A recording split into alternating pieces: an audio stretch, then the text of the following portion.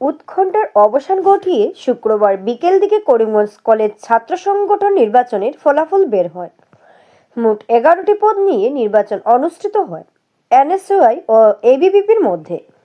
এক সময় ভোট গণনার পর 11টি পদের বিজয়ীদের নাম ঘোষণা করেন কলেজ কর্তৃপক্ষ। গুরুত্বপূর্ণ জিএস ও ভিপি দুটি পদ এনএসইউআই অনুকূলে চলে যায়। বাকি পদগুলো এবিভিপি দখল করতে সক্ষম হয়। এদিকে জিএস ও ভিপি এনএসইউআই দখলে চলে যাওয়ার খুশির জোয়ার বইতে থাকে এনএসইউআই সমর্থিত সহ কংগ্রেস দলের মধ্যে। বাজি পটাকা ফুটিয়ে আনন্দে মশগুল হয়ে ওঠেন জেলা কংগ্রেসের তাবর নেতা। মিডিয়ার সামনে নিজেদের প্রতিক্রিয়া এভাবেই ব্যক্ত করেন। অন্যদিকে জিএস পদে এনএসইউআই জয়ী প্রার্থী রুচিতা পুরকায়স্থ ও ভিপি পদে জয়ী আফজল আহমেদ নিজের প্রতিক্রিয়া খুলসা করেন। করিমগঞ্জ কলেজের উন্নয়নের স্বার্থে তারা বৃহত্তর প্রয়াস নেবেন বলে সাফ জানান তারা। এদিকে নির্বাচন যাতে শান্তি শৃঙ্খলাভাবে সম্পন্ন হয় তার জন্য পুলিশ ও সীমান্ত সুরক্ষা বল তীক্ষ্ণ নজর রাখেন। অন্যদিকে জয়ী এবিভিপির প্রার্থীরা একে অন্যে খুশি ব্যক্ত করে রাজপথ প্রদক্ষিণ করেন।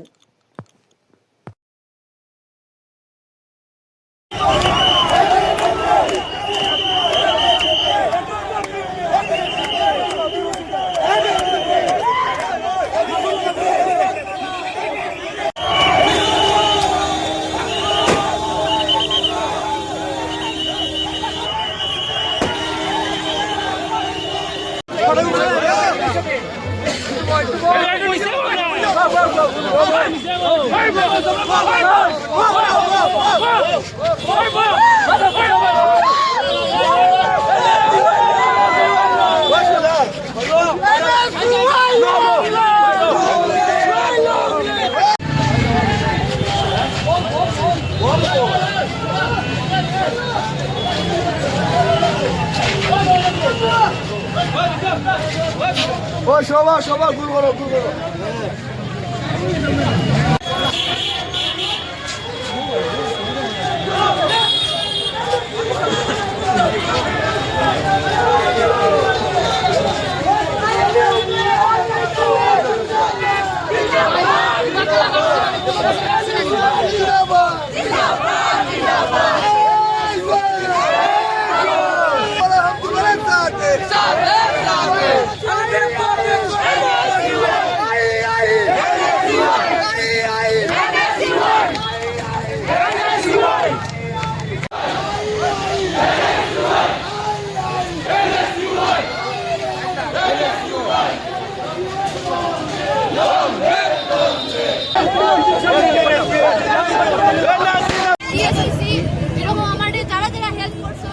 রোহিত দাদা, রাজশ্রী দিদি, পত্রিকা দিদি, তারপরে আরো প্রতীক দাদা, সাবির দাদা, যারা সব দাদা সবরে আমি খুব থ্যাংক ইউ জানাই। আর কাস্টমার এনএসআই অ্যাক্টিভিস্ট সবরে আমি প্রাণ থেকে থ্যাংক ইউ জানাই। আর ভোট হয়েছে হিন্দু মুসলিম ভোট কাট হয়েছে। হিন্দু ভোট কম পড়েছে নাকি? জিএসভিপিতে হিন্দু ভোট কম পড়েছে, কারণ ওদের যে জিএসভিপি ওরা প্রথম থেকে প্রিপেয়ার ছিল। আমাদের যে জিএসভিপি আই থিঙ্ক 2 মাস হয়েছে ওরা এসেছে, তো ওরা প্রিপেয়ার ছিল না। এখন আপনারা কাম কি থাকবে? এবার যে জিতছেন 11টা কমিটি তো আপনার গঠন তো আপনারাই করবেন, তো আপনারা কি কাজ রয়েছে, লক্ষ্য কি রয়েছে? আমরা আগামীতে স্টুডেন্টের জন্য আরও স্টুডেন্টরা কীরকম প্রোগ্রেস করতে পারে, স্টুডেন্টরা কীরকম ডেভেলপমেন্ট করতে পারে, স্টুডেন্টদের ডেভেলপমেন্টের জন্য আমরা আরও আগামীতে ভাববো। বলার কিছু নেই। এবিভিপির কর্মকর্তারা যথেষ্ট চেষ্টা করেছে সকল দলীয় প্রার্থীদেরকে জিতানোর জন্য, কিন্তু আমরা 14টির মধ্যে 11টি আসনে আমরা বিপুল সংখ্যক ভোটে আমরা জয় হয়েছি। কিন্তু দেখা গেছে জিএস পদে আমরা 2 ভোটে 809 পেয়েছে, এবিভিপির প্রার্থী 811 পেয়েছে কংগ্রেসের প্রার্থী। কিন্তু একটা সাধারণ ঘরের মেয়ে এসে পুরা জেলা স্তরের নেতৃত্বকে যে টক্কর দিয়েছে, আমি মনে করি শ্রুতি চৌধুরী করিমগঞ্জ কলেজের জিএস এই পরিবারতন্ত্রর সাথে ও একা ফাইট করেছে।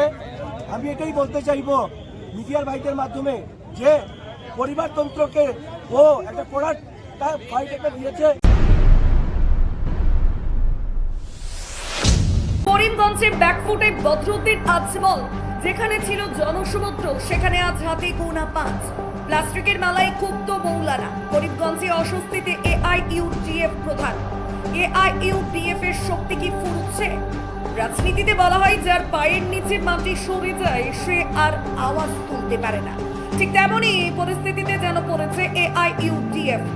বদরুদ্দিন আজমলের সম্প্রতি কিছু ইঙ্গিতই স্পষ্ট। 2026 সালের বিধানসভা নির্বাচনকে সামনে রেখে দল এখন এক প্রকার সাইলেন্ট মোডে।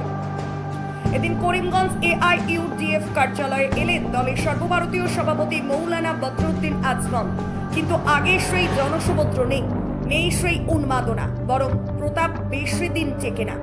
এই প্রবাদ যেন চোখের সামনেই সত্যি হয়ে উঠল।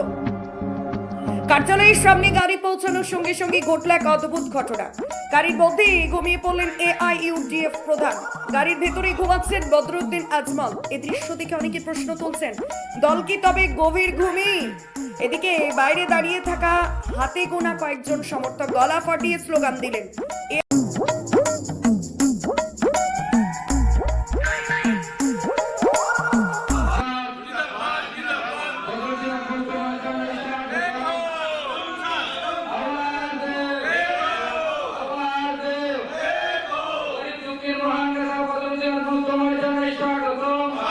এখানেই চোখে পড়ল বড় পরিবর্তন। আগে যেখানে 10 থেকে 12 জন কর্মী থাকতেন সেখানে এবার সংখ্যাটা নেমে এসেছে মাত্র 5 জনে। গাছ যত শুকোয় ছায়া তত কমে। রাজনৈতিক মহলে এমনই মন্তব্যই ঘুরপাক খাচ্ছে। দীর্ঘক্ষণ অপেক্ষার পর শেষমেশ সমর্থকদেরই গাড়ির সামনে দাঁড়িয়ে মৌলানাকে জাগাতে হয়। ঘুম ভাঙার পর তাকে কার্যালয়ের ভেতরে নিয়ে যাওয়া হয়, কিন্তু ভেতরের চিত্র দেখে চমকে যান বদরুদ্দিন আজমল।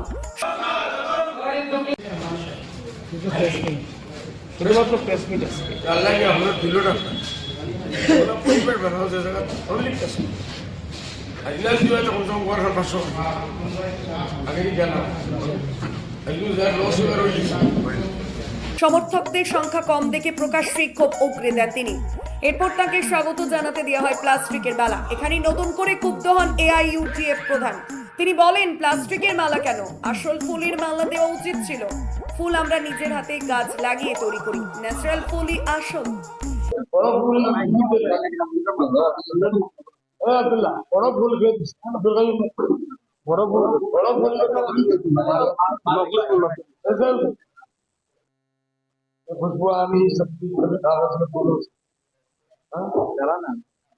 আমরা এনভায়রনমেন্টাল কাম করি, এগ্রিকালচার আমরা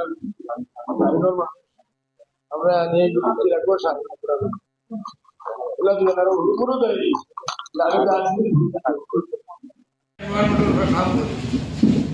এগ্রিকালচার আমরা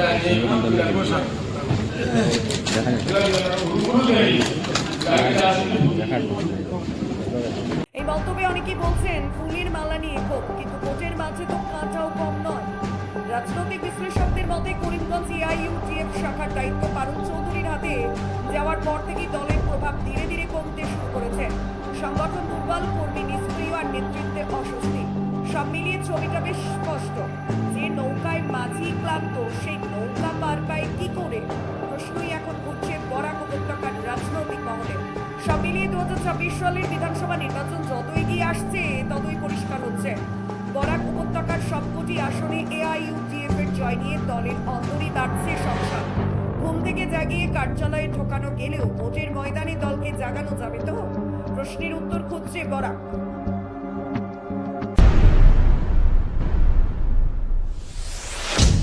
কোনো অবস্থায় এনপিএস নয়, যেহেতু এনপিএস কর্মচারীদের জন্য সুখবর নয়, তাই অপিএস বহাল করা হোক। অপিএস হলে কর্মচারীদের ভবিষ্যৎ সুনিশ্চিত হবে, তাই অপিএস এর দাবিতে অবস্থান ধর্মঘট পালন করেন সারা অসম কর্মচারী সংস্থা শ্রীভূমি জেলা শাখা। শুক্রবার কর্মচারীরা 2 ঘন্টার অবস্থান ধর্মঘট পালন করেন শহরের পুলিশ সুপার কার্যালয় সংলগ্ন ধর্ণা শেডে। এনপিএস নয়, অপিএস চাই, আমাদের ধর্ণা শেডে প্রবল দাবি জানান কর্মচারীরা। তাদের শেষ কথা, অপিএস না হওয়া পর্যন্ত তারা আন্দোলনের চালিয়ে যাবেন।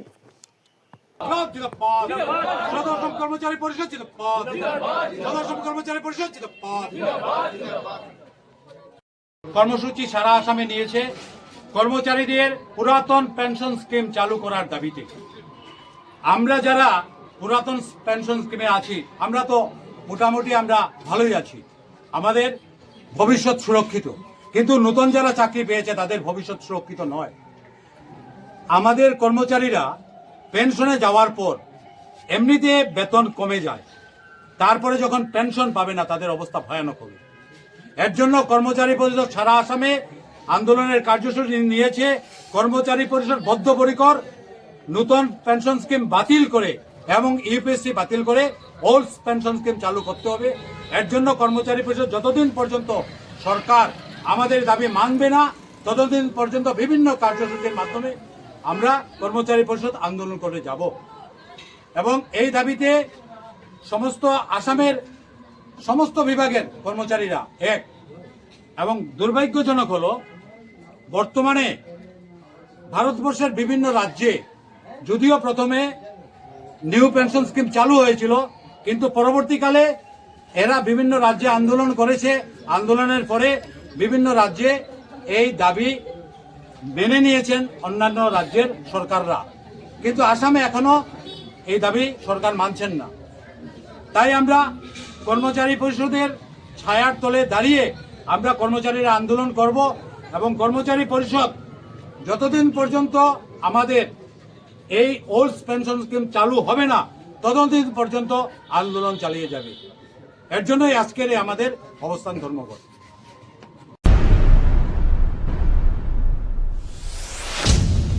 শিলচরে মাদক বিরোধী অভিযানে বড় সাফল্য, প্রায় 1 কেজি হেরোইন উদ্ধার, গ্রেফতার এক।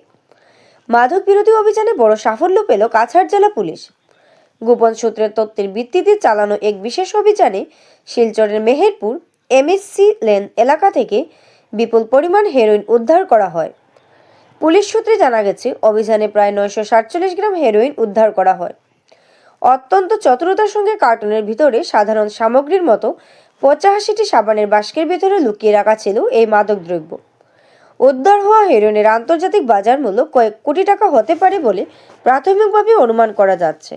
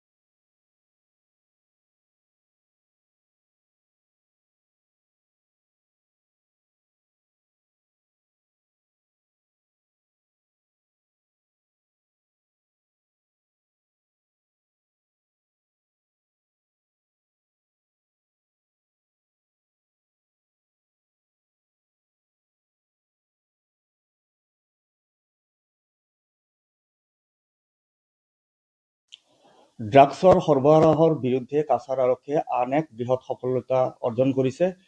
যোৱাকালি আমি বিশেষ সূত্ৰে গম পাইছিলোঁ যে এজন যুৱক, তেওঁৰ নাম শামীম আহমেদ, তেখেতৰ ঘৰ হাইলাকান্দি জিলা, হাইলাকান্দি নহয়, অবৈধ ড্ৰাগছৰ ব্যৱসায়ৰ বিৰুদ্ধে কাছাৰ আৰক্ষীয়ে আন এক বৃহৎ সফলতা অৰ্জন কৰিবলৈ সক্ষম হৈছে। যোৱাকালি আমি গোপন সূত্ৰে গম পাইছিলোঁ যে শ্ৰীভূমি জিলাৰ এজন যুৱক, তেওঁৰ নাম শামীম আহমেদ, তেখেতৰ ঘৰ পাথাৰকান্দিত। তেখেতে শিলচৰ চহৰৰে মেহেৰপুৰ অঞ্চলত নিজামুদ্দিন নামৰ ব্যক্তি এজনৰ ঘৰত ভাড়াতীয়া হিচাপে আছিলে। সেইজন ব্যক্তি শামীম আহমেদ, তেখেতে বহিৰাজ্যৰ পৰা তেওঁ ড্ৰাগছ আনি সেই ভাড়াঘৰত তেওঁ মজুত কৰি ৰাখিছিলে। আৰু আমি এই ঘটনাৰ সম্ভেদ পাই আমি লগে লগে এটা অভিযান চলাইছিলোঁ। আৰু এই অভিযান কালত তেখেতৰ পজিশ্যনৰ পৰা 85টাকৈ চাবোনৰ বাকচ, য'ত তেওঁ হিৰইন লুকুৱাই আনিছিল, 947 গ্ৰাম হিৰইন লুকুৱাই আনিছিলে, তেখেতক হাতে নাতে ধৰা পেলাইছিলোঁ।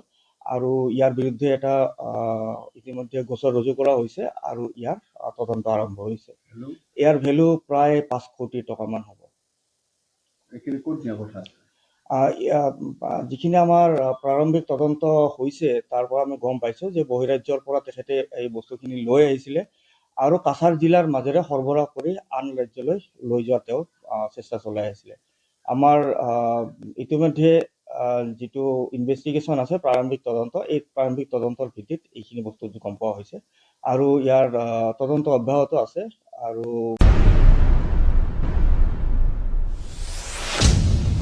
আনন্দ সংবাদ, আনন্দ সংবাদ, আনন্দ সংবাদ।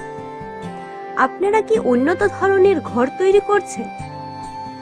ঘর তৈরিতে ব্যবহৃত নানা সামগ্রী আপনারা কি সুলভ মূল্যে পেতে চাইছেন?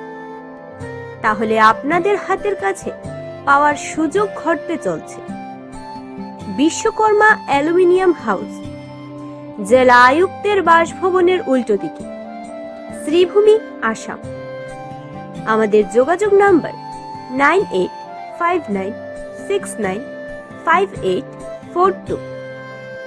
এখানে স্লাইডিং জানালা বা দরজা, ইউপিভিসি জানালা বা দরজা, false ceiling, 2 style door, texture glazing, aluminium composite panel, polyvinyl chloride ইত্যাদি নানা সামগ্রী পাওয়া যাচ্ছে। তাই সামগ্রীর প্রয়োজন হলে পা রাখুন আমাদের প্রতিষ্ঠানে। গ্রাহকদের সন্তুষ্টি আমাদের প্রাপ্তি। একবার পরখ করে নিন আমাদের প্রতিষ্ঠান থেকে সামগ্রী নিয়ে।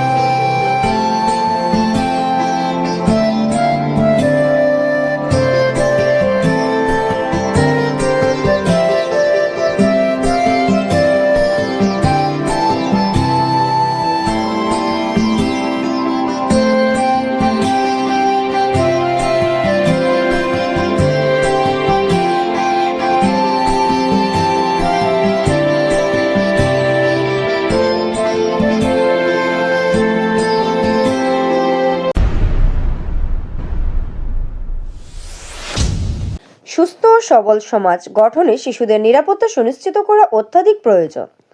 বর্তমানে শিশুদের নিরাপত্তা প্রদানে বিশেষ আইন প্রণয়ন করা হয়েছে।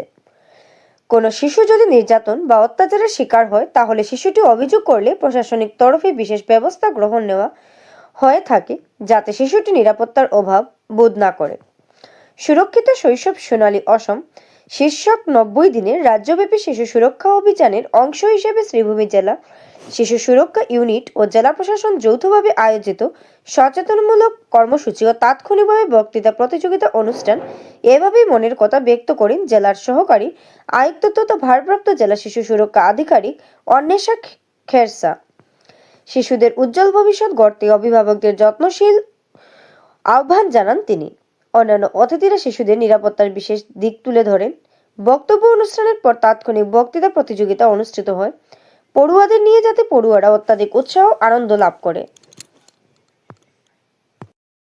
অস্বস্তি বোধ হয় তবে সেটি বেড টাচ, আমাদের সমাজের অবহেলিত সবচেয়ে বেশি অবহেলিত অংশ হলো শিশু শ্রম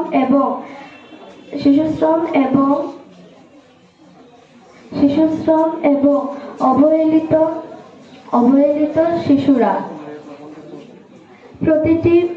আমাদের সমাজের প্রতিটি नागरिकेर कर्तव्य। तो उसमें हम लोग लॉ के अंदर रहते हुए वो एक हेल्प एक्सटेंड करते हैं हम लोग, और उसके रिगार्डिंग एक अवेयरनेस प्रोग्राम रखा है through extempore speech, so that एक प्लेटफॉर्म क्रिएट किया जाए जहाँ पे डायलॉग एंड डिस्कशन हो, जिससे मतलब सिर्फ लॉ होने से मतलब चेंजेस नहीं आता है सोसाइटी में, आपका अवेयरनेस होना पड़ता है लोगों के बीच, स्पेशली बच्चों के बीच भी। आप लोगों को भी पता होना चाहिए कि आप लोगों का क्या राइट्स है। अगर आप लोग कुछ प्रॉब्लम में पड़ते हो तो आप लोग किसको अप्रोच कर सकते हो, किस तरह से अप्रोच कर सकते हो, या आपके साथ जो हो रहा है वो सही हो रहा है, गलत हो रहा है। तो ये अवेयरनेस के लिए एक डायलॉग एंड डिस्कशन वाला प्लेटफॉर्म के लिए आज हमने सभी को इन्वाइट किया है, सो दैट एक एक्सचेंज ऑफ आइडियाज हो, एक्सचेंज ऑफ